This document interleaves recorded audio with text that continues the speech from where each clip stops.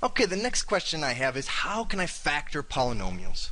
Well, factoring polynomials, some you can factor fairly easily, some aren't as easy to factor. But what you got to do is you got to look at it and ask yourself, do I have the tools to factor this one? Are there things I can do? And in this situation, there are things that you know how to do, how to factor it. And the first thing you want to look at this polynomial is if you notice that each of these three terms has an x in it. And if each term has an x in it, what we can do is we can factor an x out of each term. And when we do that, we got to figure out what's left. Well, if you factor an x out of x to the third, you just have x squared. And if you factor an x out of 5x squared, well, you just have 5x now. And now if you factor an x out of this negative 6x, you just have the 6. So we just factored the x out. That's part of our process. We got that x out of there. And now what are we left with? Check this out.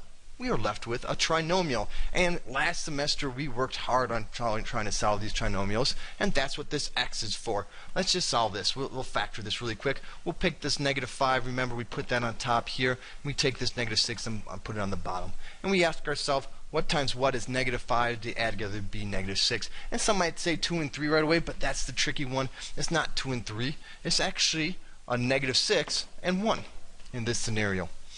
So this right here part factors into being x minus 6 and x plus 1.